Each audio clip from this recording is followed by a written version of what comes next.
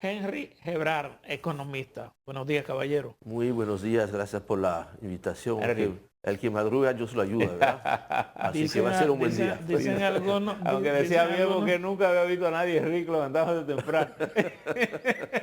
otros dicen que al que ayuda es porque otro se levantó más temprano. Exacto. Pero aquí estamos.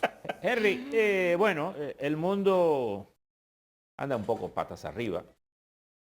Precisamente esta mañana comenzábamos el programa dando el saludo en que mañana es 1 de abril y es justamente la fecha en la que se siembra el trigo, el maíz y el asunto, y con la situación de guerra posiblemente nadie está sembrando en Ucrania ni en Rusia en una circunstancia como esta, ¿verdad?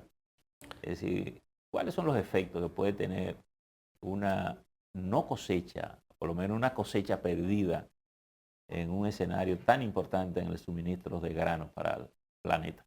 Sí, hay en este caso mucho más que el precio, que ya es problemático, y ya era problemático el problema del el precio del trigo antes de la guerra en Ucrania, y por supuesto ahora lo es más todavía, pero lo que más nos debe de preocupar en este caso es la disponibilidad, o más bien la escasez que se prevé para la segunda mitad del año, porque eso tiene consecuencias hasta geopolíticas, porque gran parte del mercado del trigo de Ucrania es los países de África y de Medio Oriente. Y ahí estamos hablando de la posibilidad de que si efectivamente se cumpla lamentablemente lo que nos dicen las cifras del mercado, las proyecciones, que va a haber escasez de trigo, de cereales, esto pudiese significar disturbios, graves problemas para un país como Egipto. Es probablemente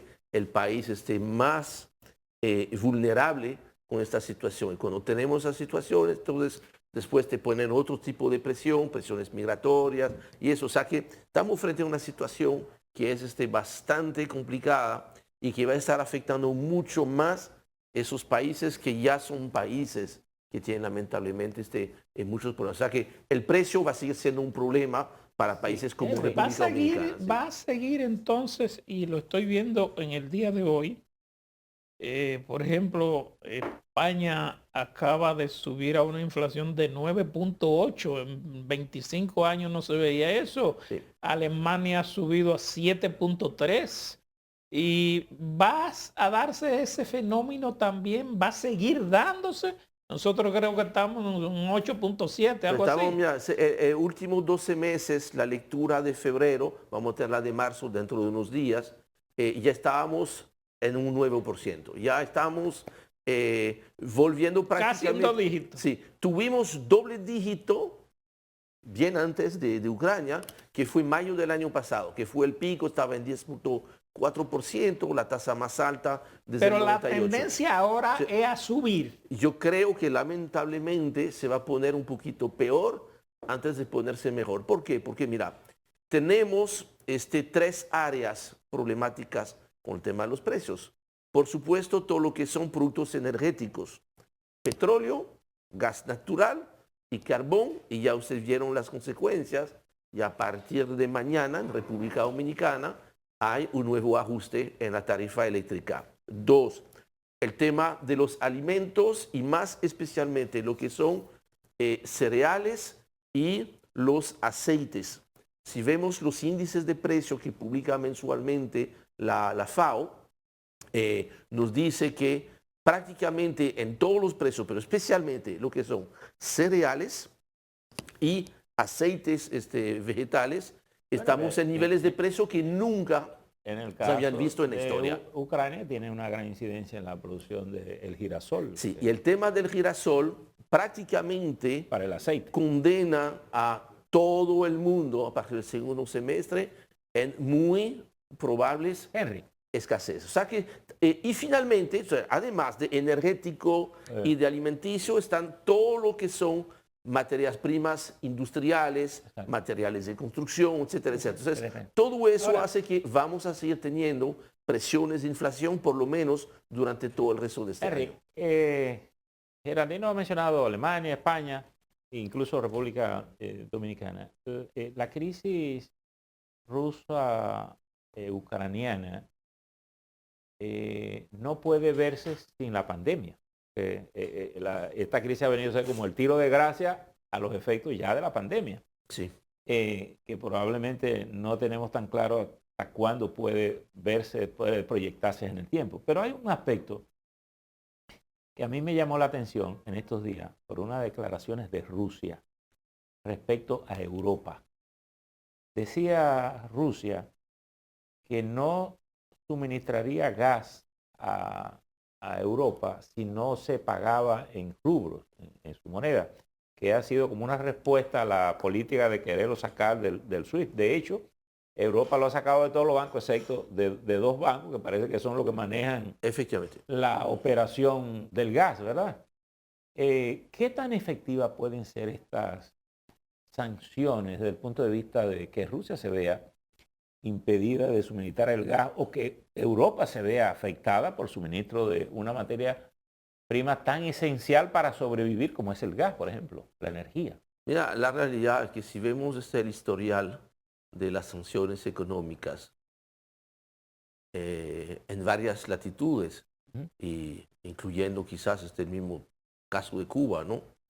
Nos muestra que los efectos son limitados y muchas veces los efectos colaterales terminan siendo más importantes y terminan afectando más la población del país sancionado, y a veces el propio país que impone sanciones también se ve afectado. En el mismo caso que tú mencionas de Rusia, a partir del 2014 los países europeos, cuando hubo la primera crisis con Georgia y Crimea, empezaron a tomar una serie de medidas, prohibición de exportación de alimentos a Rusia, que tuvo solamente dos efectos, dos impactos. Uno es quebrar a muchos productores agrícolas de Europa y especialmente de Francia, productores de manzana, de cerdo y esto, y efecto colateral peor todavía, que al no poder importar alimentos, eso le dio la posibilidad entonces a Rusia de desarrollarse en esas áreas, y hoy en día, además de no sufrir por esas penurias, se ha convertido inclusive en algunos rubros de exportadores de productos que antes tenía que importar. Y estamos en 2014 y 8 años después entra en Ucrania. Eso nos muestra que las sanciones tienen un impacto limitado. El mismo tema del gas. O sea, Alemania tiene una dependencia tan grande al gas ruso que para ellos es muy difícil tomar esas medidas. Y tú lo dijiste, en el caso de las sanciones financieras, se había sacado de este tema para poder seguir comprando gas. De cualquier modo, ya están anunciando en Europa, además de los incrementos de precio bárbaro que han sufrido, escasez ya de generación eléctrica, porque no va a haber suficiente materia prima. O sea, son situaciones bastante... Europa es el gran perdedor de esta Vamos a ver, pero en Estados Unidos también la inflación y el alza en los precios de los combustibles ha sido exagerado. Sí, y ya ellos tenían este problema, y fíjense, por supuesto que lo de Ucrania exagera aún más todos esos problemas que se tenía, pero el problema de inflación ya se tenía antes de Ucrania, lo que complica aún más en un país como República Dominicana o como Cuba. El impacto a nivel turístico, claro, nos va a afectar, porque miren, señores, yo estuve revisando las cifras el pasado fin de semana. La proyección que había este año para República Dominicana, en el caso del turismo ruso y ucraniano, estábamos hablando de más de 700,000 turistas, lo que se va a recibir. Porque mira, se estaba recibiendo, mira, en febrero todavía, entre Rusia y Ucrania, se recibieron casi 60,000 turistas. Y para que entendamos lo que significa eso, término macro, sin hablar del impacto en la microeconomía, 700,000 turistas, estamos hablando de unos 700 millones de dólares de ingreso, Y eso equivale prácticamente a como si el petróleo subiera a $10 para la República Dominicana. O sea que eso es un impacto importante que vamos a poder compensarlo probablemente por mayor llegada desde Latinoamérica y Canadá, que todavía no se había recuperado completamente, pero sí va a haber un impacto en la costa norte, porque había muchos bienes raíces relacionados con Rusia, y por supuesto en el este. La Romana, de un día para el otro, perdió el 70% del tráfico en el aeropuerto de La Romana. Okay. El 70%. El 70%. Henry, sí. déjame ver si usted me ayuda a comprender una cosa que a mí me resulta un poco sorprendente digamos, de Europa. No sé si falta un liderazgo con visión clara de cuál es la ruta, pero si uno parte del final de la Segunda Guerra Mundial, cuando Schubert, que era un líder político francés de origen alemán y de Luxemburgo, le dijo a los franceses, o nos seguimos matando o nos ponemos de acuerdo, y comienza a surgir el primer acuerdo que fue en torno al carbón. Al carbón y al acero. Y al acero, que eran los dos elementos de materia prima para tener control, que nadie pudiera comprar eso sin saber para qué se van a usar. Y de ahí eso fue dando origen a la Comunidad Europea y la Unión Europea. Sin embargo, parecía que el conflicto ruso-ucraniano era algo previsible, que pudo haberse manejado con tiempo de otra manera. Sí, y sin embargo, parecería que nadie tuvo ni la visión, ni el interés, ni le puso caso incluso a la propia historia europea, y ha derivado en este conflicto, que ya originaba el conflicto. Yo tengo la impresión de que ya no hay vuelta atrás.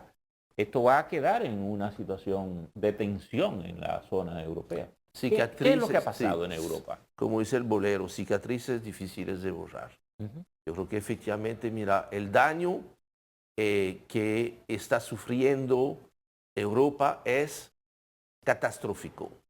Catastrófico. Primero, porque salvo el conflicto interno de Yugoslavia, que fue una guerra terrible, también otro fracaso, de cierto modo, de Europa, porque se suponía, como tú lo dijiste, ¿no?, que esta Unión Europea era sinónimo de paz y bienestar. No se logró evitar la guerra pero en Ucrania. La OTAN borró a Belgrado.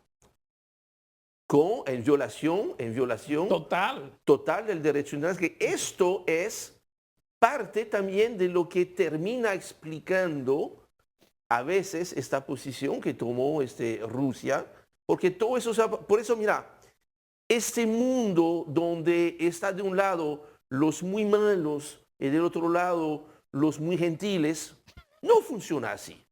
Primero, los países, mira, ¿cómo es eso? Porque mira, tú ves, mira, es que, o sea, tenemos que tratar de razonar. Y qué bien que tú mencionas este punto, porque esa es la realidad. Por supuesto, ahí claramente hubo una invasión de Rusia a Ucrania. Claro. Nadie puede pretender lo contrario. Y mucho hay una invasión. Eso está claro. Ahora, se pudo haber evitado eso definitivamente. Se firmaron acuerdos, que fueron los acuerdos de Minsk, que nadie cumplió. No los cumplió ni Rusia, ni Ucrania. ¿Y hay culpa de quiénes? Vamos a estar claros. Francia y Alemania. ¿Y por qué digo esto? Porque parte de los acuerdos de Minsk se había creado lo que se llamaba el grupo de Normandía, que era un grupo de 4 países, Rusia, Ucrania, Francia y Alemania, para velar en que lo que se había acordado en este acuerdo se cumpliera. Y no se ha cumplido, ni por parte de Rusia, ni por parte de Ucrania, y hay culpa, gran culpa, tremenda responsabilidad de los dirigentes alemanes y franceses, que llevan, yo creo, una grave responsabilidad en lo que ha pasado. Pero hay cosas que mucha gente que piensa no entiende, Henry. Europa, que ha sido víctima de 2 guerras mundiales que la han arrasado, que le lleva siglos de historia a Estados Unidos. Uno dice, pero es que Europa se deja mangonear de Estados Unidos y hace lo que le diga Estados Unidos, cuando usted tiene que ser un poquito más independiente. Históricamente lo pudiéramos entender de la posición alemana, que Alemania, su defensa es, es el paraguas, la sombrilla de la OTAN, que quiere decir la sombrilla de Estados Unidos. Y nuevamente, mira, en las relaciones internacionales, yo hace 2 semanas, yo compartí un programa con el embajador Hugo Giuliani, y él nos dijo algo fundamentalmente sencillo para entender lo que está pasando. Entonces, mire, no hay amistades en las relaciones internacionales, hay intereses. Claro. Hay intereses. Entonces, está claro que en algún momento los intereses de Estados Unidos pueden estar chocando con los intereses de Europa, pero si Europa, especialmente el caso de Alemania, está bajo esta dependencia de cobertura, de seguridad por lo de la OTAN, y que el otro polo que hace el equilibrio en Europa, que es Francia, volvió a integrarse en el comando unificado de la OTAN, que fue una decisión que tomó el presidente Sarkozy en el 2007. Eso cambió la posición que siempre había tenido Francia a través del general de Gaulle, de tener una posición, somos miembros de la OTAN, pero no somos miembros del comando unificado, y tenemos nuestra propia visión y defensa. Que eso ha hecho de que no hubo en Europa un país como Francia que pudiese haberse sentado con Rusia, con el cual siempre se había tenido buenas relaciones hasta el 2014, para tener un poquito de equilibrio. Y eso es importante porque, mire, señores, si no llegamos rápidamente a proceso de paz, parece que sí ha avanzado mucho. Oye, estamos en una situación donde cualquier desliz puede convertirse en un conflicto con trágicas consecuencias. Sorprende, e incluso la reacción de Borrell, como el principal ejecutivo de la Unión Europea, el ejecutivo, son declaraciones absurdas en el conflicto, que después 2 días después tiene que pedir disculpas y hacer este tipo de cosas. Como que dice, pero es que nadie está reflexionando allí, nadie está pensando allí. ¿En qué es lo que están pensando? ¿Cómo se ignora una realidad de una zona? Porque esa es la parte este de Europa, con una particularidad que lo amarra con Asia. Sí, porque por ahí es que Europa llega a Asia. Sí, ahora, una de las consecuencias es que efectivamente otro sitio por donde Europa va a perder, lo que naturalmente es una visión, la visión de Gaulle era que Europa iba del Atlántico hasta los montes Ural.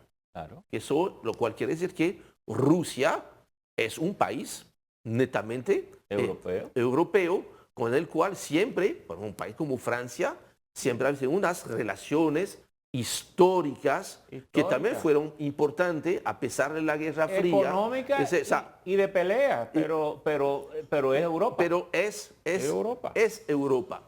Y obviamente, dentro de lo que es este nuevo mundo multipolar, la situación que estamos viendo hoy en día es que prácticamente Europa no existe ya como Europa.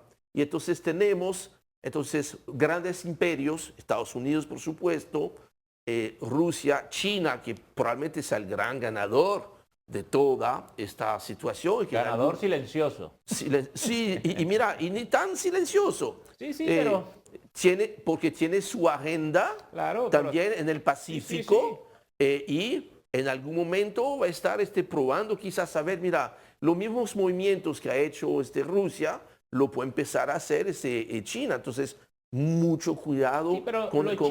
Los chinos históricamente no han tenido política expansionista desde el punto de vista de ser un país conquistador. Se han ido más a la parte Eso ha cambiado. Eso yo creo que ha cambiado. Posiblemente ha cambiado, pero no tiene una historia detrás de eso. Es más, ha sido agredida. Sí. No, más bien, eso era más bien Japón, que tenía este papel en esta zona. Una pregunta, Henry, aquí. Hay un tema que para Europa es esencial de Rusia, que es el tema del gas. Sí. Sobre todo porque Europa tiene un clima que si no tiene energía la gente se El muere. gas y el petróleo. Por tanto, sí, el gas, pero porque la tendencia Rusia produce 10 millones de barriles diarios de petróleo. ¿Qué porcentaje, es un actor indispensable del mercado. ¿Qué porcentaje del material energético suministra Rusia a Europa y qué posibilidades tiene Europa de zafarse de ese suministro? No, en lo inmediato es porque mira, eso hay que planificarlo. Inclusive, cambiar el gas de Rusia por el gas de Estados Unidos, tú vas a necesitar varios años porque tú no tienes las condiciones físicas, las infraestructuras portuarias, etcétera, etcétera, para poder manejarlo. Hay países de Europa, los que están más en la parte oriental, los que están mirando hacia Rusia, prácticamente el 100% de su necesidad energética proviene de Rusia. Ya los países que están más del lado occidental, Francia, España y eso, Francia tiene un parque nuclear muy importante, prácticamente el 90% de la electricidad es de origen nuclear, eso te da cierta tranquilidad y importa también ese gas desde el norte de África, de Argelia. Pero igual, o sea, te impacta, si no te impacta por la cantidad, te va a impactar por el precio y además en Europa, que es una de las cosas tan absurdas que se inventan los funcionarios de la Unión Europea, se inventaron una tarifa europea de la electricidad, independiente de cuál es tu grid energético, y eso estaba indexado con el precio del gas natural, lo cual explica que pues, en países como España o Francia, independientemente de su dependencia o no al gas de Rusia, los precios de la electricidad se han disparado y eso afecta a la economía. Rusia tiene un gasoducto que está conectando con China para suministrar gas a China también. ¿Pudiera esto en lo inmediato afectar el suministro o pudiera esto ser un factor de poder de los rusos frente a los europeos en el sentido que pudieran dejarlos sin energía en algún momento? Lo que está muy claro que en una situación así, el que tiene la posición de fuerza es el que produce el gas. Porque si no te lo puedo vender a ti, pues te lo venderá a ti.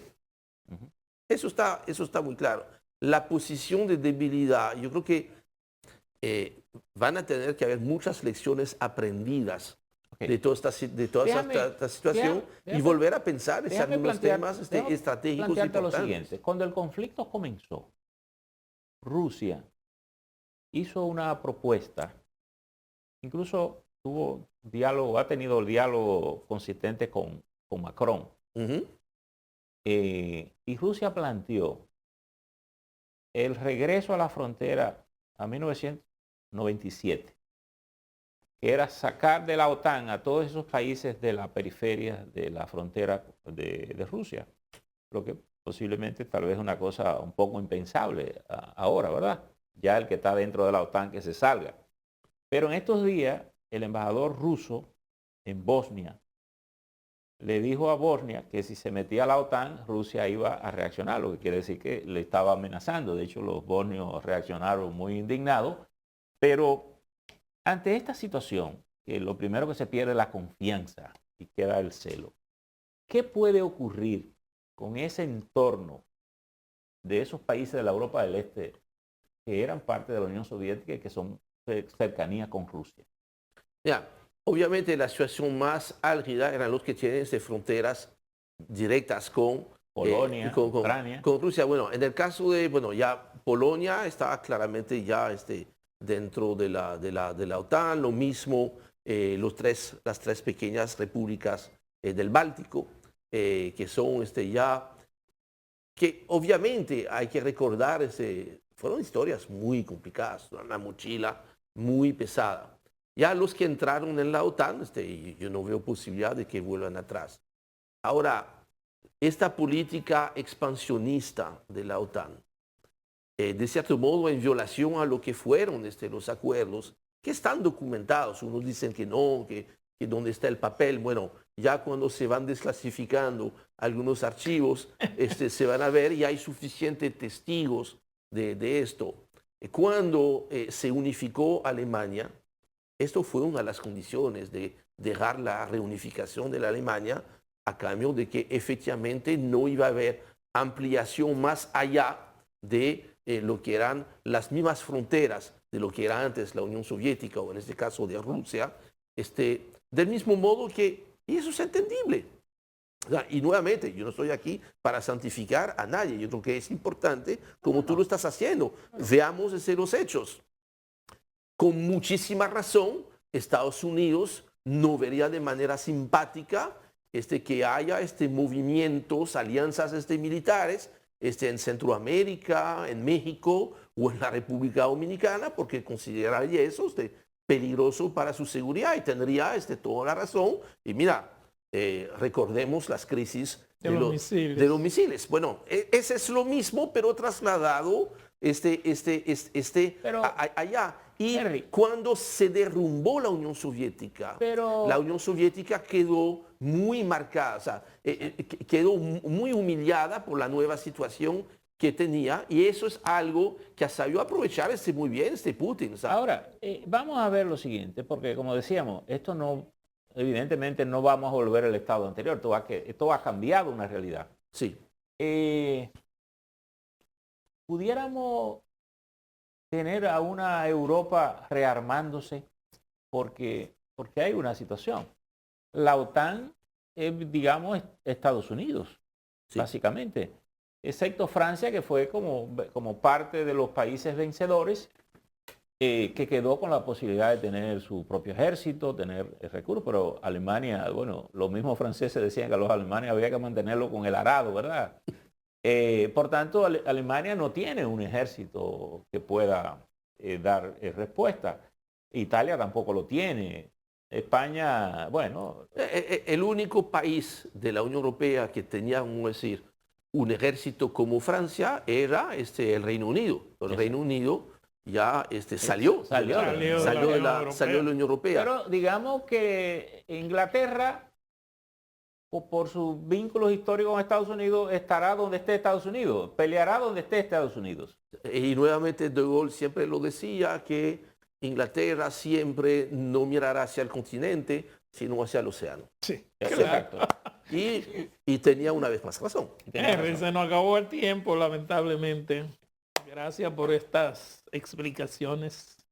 Pero yo creo que es importante que entendamos desde acá, aunque parece muy lejos todo esto, las implicaciones sobre la economía y sobre la misma economía del ciudadano de a pie, ya lo está sintiendo. Antes de que te vayas, como diría Rafael Chalhú al merengue, sería útil que el gobierno dominicano, tenga una especie de gabinete de crisis con buenas cabezas del gobierno y con gente desde fuera del gobierno que pudieran mantener al gobierno enterado de los caminos correctos en muchas de estas situaciones. Interesante el tema. En la parte económica, yo creo que es importante que haya la parte económica, turística, estratégica. Pero la parte de las relaciones internacionales, yo creo que es muy importante que el país pueda seguir teniendo esta posición que había logrado construir poco a poco. Por supuesto, el país tiene que estar muy bien posicionado con Estados Unidos porque es un matrimonio ese es su entorno. Obligado, es su entorno. Y siempre República Dominicana, como muy bien lo escribió Juan Bosch, está en la frontera misma de los imperios y sigue estando en la frontera imperial. Exactamente, está en esa frontera. Tenemos relaciones con China, importante mantener relación con China y por supuesto con la Unión Europea, sin olvidar de que, mira, Rusia tiene una importancia muy grande para la economía de la República Dominicana a través del turismo. Es el primer mercado de turismo desde Europa para la República Dominicana y eso lo tenemos perdido probablemente para por lo menos un par de años. Por lo menos un par de años. Gracias, Henry. Muchas gracias. Henry, muy amable.